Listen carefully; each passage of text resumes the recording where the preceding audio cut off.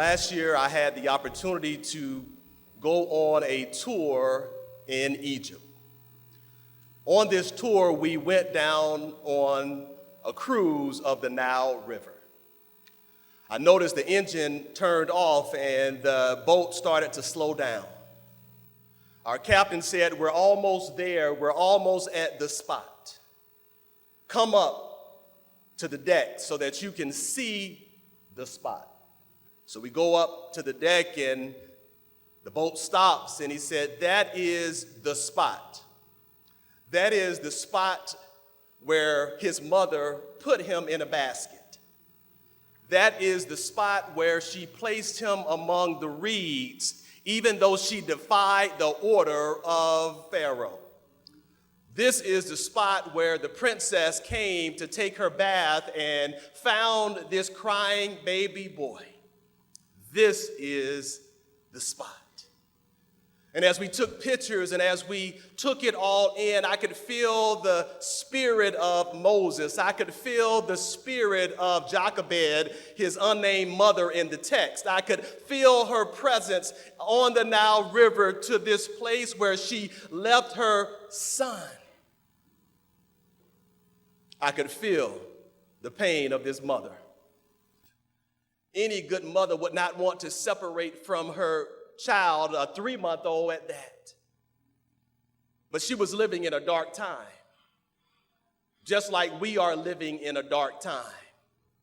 Her king, her president, tried to erase the accomplishments of the Hebrew people, tried to do everything he could to wipe out a generation, tried to do everything that he could to undo the accomplishments of a people, tried to do everything he could to get rid of folk. Does that sound familiar? But if God was with his mother back then I believe and I know that God is with us today. This mother, Jochebed, didn't go along with the law, but she said, "I'm going to do what's right in the eyes of God." Is there a mother here or someone who had a mother teach you that whenever you do what God says is right, God will bless you? It might not be today, it might not be tomorrow, but when you do what's right, God is going to bless you. What is a model mother? Who is a mother that all of us can aspire to be? Who is a mother that many of us can learn from? Well, let me first say that a model mother doesn't mean that you're perfect. Model mother doesn't mean that you have not made any mistakes. A model mother doesn't mean that you're all that in a bag of chips and a sweet iced tea. Doesn't mean that, but a model mother means that you have certain characteristics about you that people can look to you and they can learn. When we come to this second chapter of Exodus, we learn about this unnamed woman named Jochebed. We got to flip over to chapter 6 to find out her name, but we find out about this mother who was living in a dark time. She was living in a time where Pharaoh made an order because the children of Hebrew were multiplying, and he got fearful and said, "They're going to overtake us, so we got to stop them because it's too many of those Negroes. We got to stop them before they take us out." And as I studied this text, Dr. Goggins, I had to wonder what parent would want to bring a child into the world in that mess. What parent would want to give birth to children where there was a 50% chance that one of them would be thrown in the Nile River and killed if he just happened to be a baby boy? Why would a mother and a father bring a child into that type of world? And then God said, well, why would somebody want to bring a child into America? Why would somebody want to give birth to a child today when everything isn't that it could be? Why would somebody want to give birth to a child in all of this mess? And I said, I see your point, God. It's not about what's going on around us, but it's really about what's going on the inside of us. So the Pharaoh issued this edict for the midwives to kill all of the baby boys, throw them in the river, and kill them to annihilate a generation.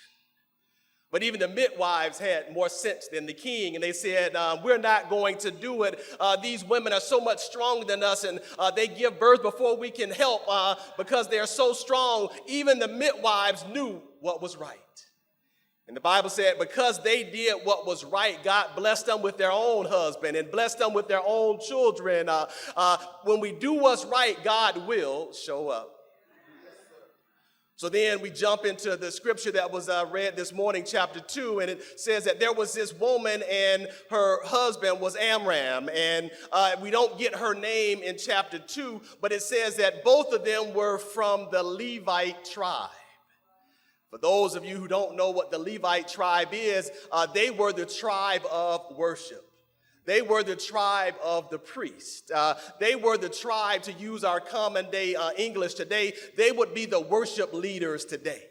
They would assist Dr. Goggins and the worship team with worship. Those were the ones who would pray, and those were the ones who would sing, and those were the ones who would lead worship. Her and her husband were a part of the Levite tribe. So if anybody understood worship, it was this couple. Not only did they worship in church, but they worship in home. They worship at home. They taught the kids how to worship. And as a kid, as I reflect on my own mother, I would say, we just got from church. Why do we have to go back at 6 o'clock? And then when Tuesday came, didn't we go Sunday? Why do we have to go Tuesday? And then when Wednesday Bible study came, and then now, why do we got to go back on Wednesday? And then Friday came, and why do we got to go back on Friday? And then she had all of her auxiliary meetings on Saturday, and we found ourselves in church almost every day of the week. And my mother said, church is the best place for you. And now that I reflect and I look back at some of my classmates, I look back at some of my friends, many of them are dead. Many of them are in jail because they didn't go to church. Many of them didn't make it because they didn't have a mother who made them go to church, didn't have a mother who taught them to pray at home, taught them the 23rd Psalm, Psalm 121, the Lord's Prayer. As I reflect on my own mother, she taught me how to worship God at home. So when I got to church, I was already on fire. I wasn't waiting for the flute. I wasn't waiting for the drum. I wasn't waiting for somebody to sing. I wasn't waiting for a prayer. But when I showed up to church, I was already on fire because we had already done it in the home. Did anybody have a worshiping mother who taught you how to worship the Lord, that only what we do for Christ will last? In the text, we see that this couple, they get married and they have children. The first one, Miriam, is born, the firstborn, Miriam. And then 7 years later, Aaron was born. And then the focus of our text, 3 years later, Moses is born. So now you have a 10-year-old, you have a 3-year-old, and some will say, stop while you are ahead. But mother looked at Miriam and mother looked at Aaron and said, that's not the one. God has another one to come that is going to deliver this nation. God has another one to come that is going to speak to this king and is going to change life for everyone. And so even in the midst of that climate, in the midst of all that was going on, her and her husband said, let's give it one more shot. And so they give it one more shot, and this unnamed baby in the text is born. And she looked at him and said, this baby is different. This boy is different. He doesn't look like his older brother. He doesn't cry like his other brother. This is the one. Text says that she said this baby is special, and not in a negative way, but this baby is gifted. This baby is going to be the one that is going to transform the nation. This is the one. This is the one that they told us about, that after Joseph wasn't remembered in Pharaoh's house, there would be one who would rise up and be a deliverer. There would be one that would come up and save a generation. There would be one that would speak truth to power. This is the one. As I reflect again on my own life, I remember my mother saying that she wanted 5 girls. And I said to myself, I don't know why you wanted 5 girls. But that was her desire, to have 5 girls. And miscarriage number 1 came. Miscarriage number 2 came. Miscarriage number 3 came. Miscarriage number 4 came. But on the 5th try, I show up. And I make it the full 40 weeks. And she said, something is different about this boy. Something is different about him. Although I wanted girls, there's something different about him. God is going to use him to let somebody know that we have a risen Savior. God is going to use him to let somebody know that their sin can be forgiven. God is going to use him and take him all over the world, even though I haven't been out of Alabama. God is going to use my son to go to places that I only dream about. God is going to use my son to speak truth to power. She told me that she dedicated me back to the Lord since I was at that time the only one who made it. She said, God, you blessed me with a son and I'm going to give him back to you. Use him for your glory. Use him for the building up of your kingdom. And my mother would read to me and teach me the scripture, teach me the word of God. And by the age of 7, that's when I accepted my call to preach. In elementary school, the other kids were playing softball and kickball, but I was ready to read my Bible. The other kids were playing with G.I. Joe, but I was talking about God. There was something different about me, all because my mom dedicated me back to the Lord for God's service and for God's glory. And in the text, that's what we see with Jochebed. She said, this boy Moses is different. There's something different about him. He cries different. There's something different in his eyes. Even his little fingers and his little toes are different. I believe that one day he's going to walk across the Red Sea and the water is going to part. I believe that one day he's going to say, let my people go. I believe that one day he's going to deliver a generation. So I can't let anything happen to this baby. I got to protect him. I'm not going to throw him in the river. I'm not going to give him up. I must do something. What a model mother. What did she do in the text that we read? What makes her a model mother in those dark times? I'm so glad you asked. I'm going to give you 3 and then we're going to roll out. The first thing in the text that we see that makes her a model mother is her love. If you're going to be a model mother, it doesn't cost you much to love. Doesn't cost you much to love your children, love the people in your neighborhood, love the children at church. Just show some love. Is there anybody here can reflect on your mother's love? Mama might not have had a lot of money, but mama had a lot of love. Mama might not have even graduated from high school, but mama had a lot of love. Mama might not have had a lot of material possessions, but mama had an abundance of love. Is there anybody here this morning that can testify that mom loved me when nobody else would? Mom loved me when the times were bad. Mom loved me when I didn't love myself. So if you're going to be a modeled mother, make sure that you have an abundance of love. Love caused Jochebed to build this little basket, and she put tar in it to waterproof it. She put pitch over it to keep the rain out. And after he was too big, she said, he's 3 months old now. I've done all that I can, and I love him so much that I'm going to put him in the river. And maybe, just maybe, I'm going to put him in the location that the princess comes to take her bath. And maybe on this day, she'll show up. Maybe on this day, my baby will cry.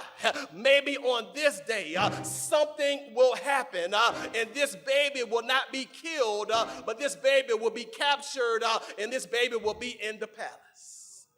She loved him so much to care for him, so much to nurture him, so much so that she even broke the law to care for her son. What matter of love is that? She loved her son. She loved him, that she protected him, that she put him in the very spot that they told the midwives to throw the babies. And for many people who haven't been to Egypt, the Nile River is huge.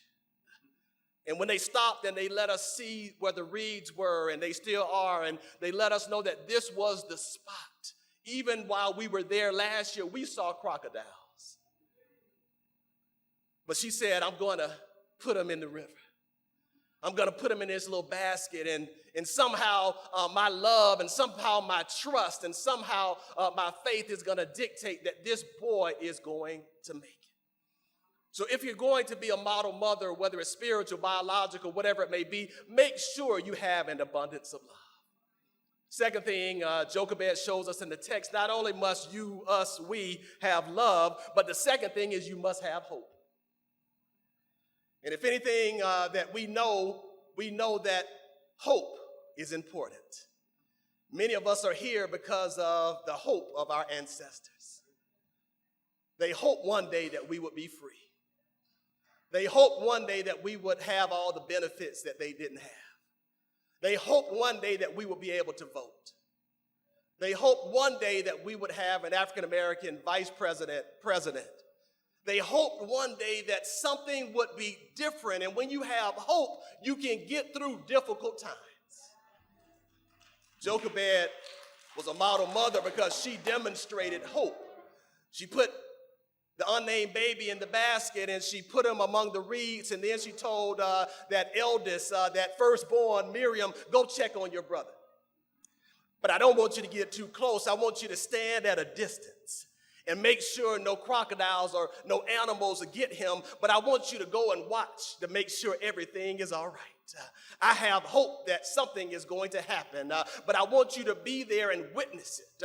And so Miriam goes and she's looking in the distance, and just about right at the moment, the princess shows up to take her bath, and the baby starts to cry. And Miriam runs over and said, yes, this is a Hebrew baby. Do you want me to go and get a Hebrew woman to help nurse him? And she runs back and she gets her mother and says, Mom, she's not going to kill him, but she needs help, and she wants you to help him. You see, if you're a mother, you got to have hope. You got to have hope that even though your child may be bad today, there's hope that they can turn it around. You got to have hope that you might not be all that you're supposed to, but thank God you're not what you used to be. Is there anybody here? I've done a whole lot of prison ministry, and I can be there sometimes when the mothers show up, and I see the look in their eyes. Yes, I know he committed a murder. Yes, I know he's in here for life. But I still hope that my son is going to accept Jesus Christ. I still hope that my son is going to make a change. Yes, I still hope that he's going to be a Christian man. And that's why I come back every week to visit him, because I haven't given up. I must testify that sometimes church folk give up too quick. Just when God is about to give a breakthrough, we want to throw in the towel. But I'm so glad the Lord didn't give up on me when I was smoking stuff that I wasn't supposed to be smoking, when I was drinking stuff that I shouldn't have been drinking. God didn't give up on me. Is there anybody here that can testify? I might not be what I should be, but I'm so glad that I'm not. Is there anybody here this morning that can testify? Don't give up too soon. Don't lose hope. Don't lose hope. Jochebed didn't lose hope. Hope was her breakfast. Hope was her lunch. Hope was her dinner. Every day she had hope that everything would be all right. She got tired of being oppressed. She got tired of being mistreated.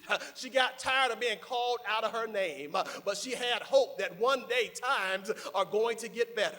She had hope that one day this situation is going to turn around. I don't know about you, but some people lost their jobs during this administration. Some people got a pink slip. Somebody had to be forced out with an early retirement. My son lost his scholarship because of this foolishness. But I told my son, I got hope that everything is going to be all right. Is there anybody here? Not only did he lose that scholarship, but he got 3 more scholarships. Won't he do it?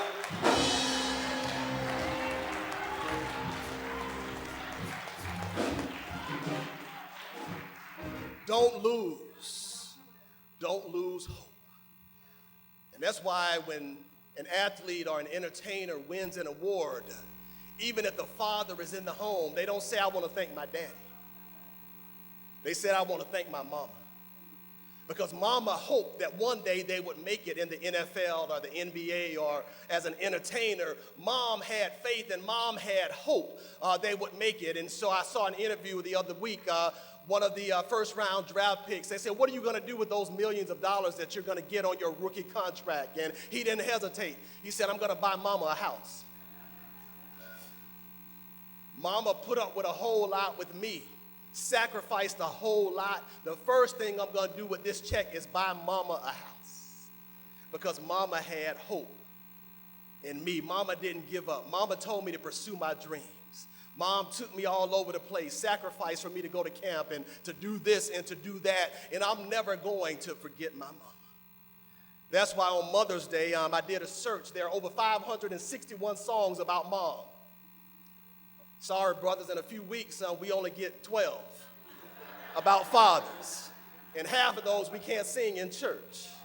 Papa was a rolling stone everywhere. We can't sing that in church.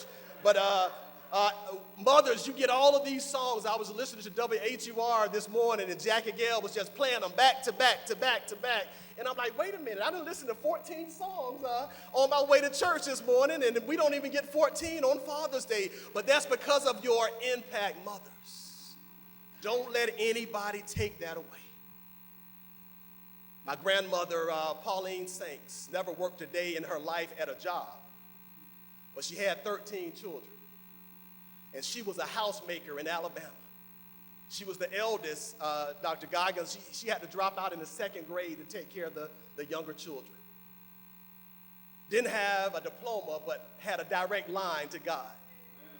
She was one of the prayer warriors in our A.M.E. church in Alabama. When somebody wanted God to move, they would come to Mother Pauline. And Mother Pauline had a way of calling on the name of the Lord. When Mother Pauline would pray, something would happen. When Mother Pauline would pray, the sick would get well. When Mother Pauline would pray, times would get better. Didn't have an education, but she had a direct line to the Lord.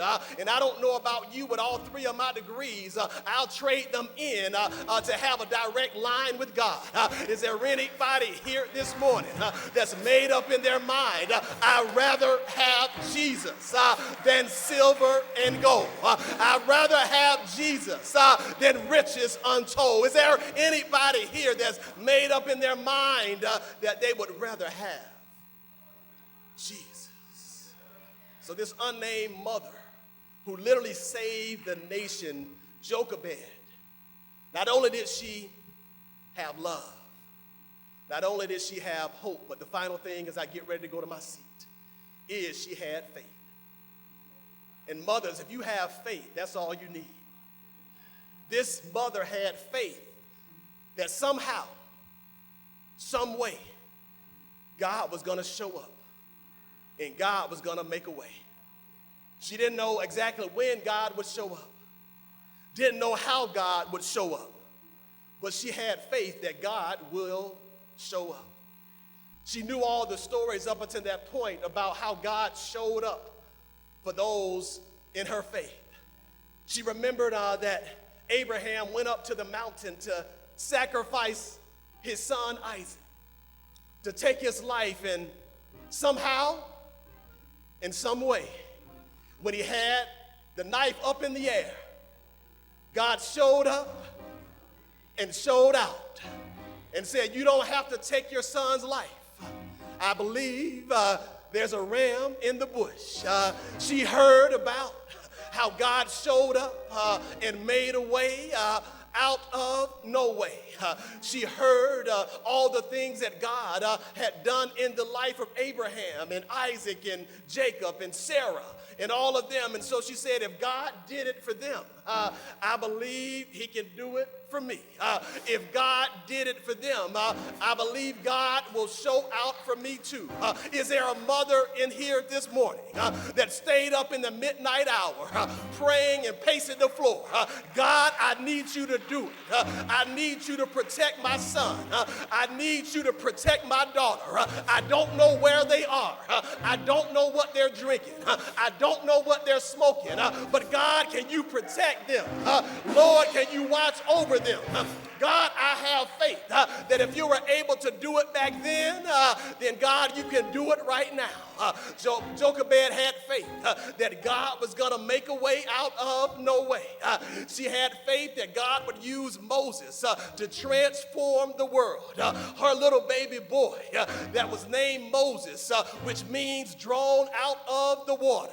She realized that one day God would use him to cause the water to part so they could walk across on dry land. She realized that one day that Moses would hold up a staff and it would turn into a snake, and said, if anybody needs to live, look and live.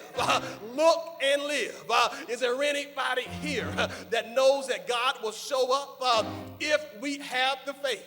You see, faith without works is dead, but we got to have action to our faith. Not only did Jochebed have faith, but she had the corresponding action. She put them in the basket that she built. She put them in the Nile River among the reeds. And she reached a point where she said, I can't do anymore. God, he's literally in your hands. Take my son and do what you will. I can't do anything else. Is there anybody here that can make a testimony that God showed up at the right time? After I had faith, after I prayed about it, after I sought the Lord about it, God was a very present help in the time of trouble.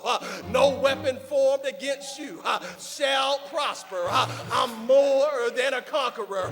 Is there anybody here as I get ready to take my seat? I wish I had about 5 more minutes. If I had about 5 more minutes, I would tell you how he set me free and turned my feet and my life around. If I had 5 more minutes, I would tell you how good God has been to me because I had a praying mother. I had a model mother who loved me. I had a model mother who had hope that one day I would turn out to be somebody. I wish I had a little more time. I would tell you about the faith of my mother who gave up everything so that I would have all that I need. But I don't have that kind of time. So let me tell you about Jesus. Is there anybody here that I can tell you about Jesus? Living, he loved me. Dying, he saved me. Buried, he carried my sins far away. Rising, he justified, freed me forever. One day,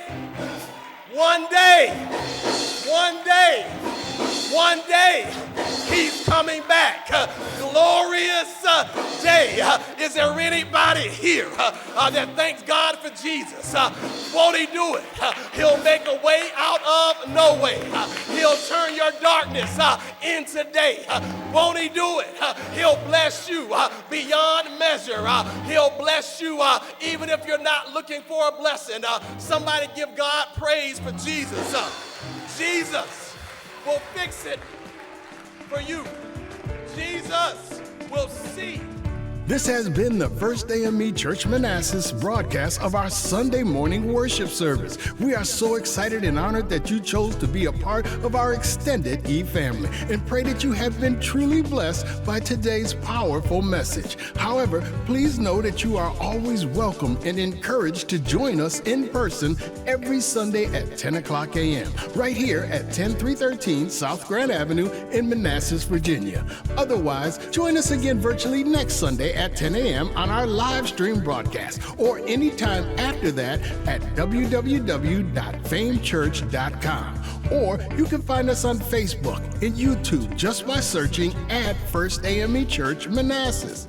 We also ask that you continue to support this ministry with your generous tithes and offerings through PushPay by texting Fame Church to 77977. You can give online at famechurch.com/giving or just mail your contribution to First A.M.E. Church Manassas, 10313 South Grant Avenue, Manassas, Virginia, 20110. Once again, thank you for joining us today for the First A.M.E. Church Manassas Sunday morning worship service. Reverend Dr. Etoria V. Goggins, pastor. Be blessed.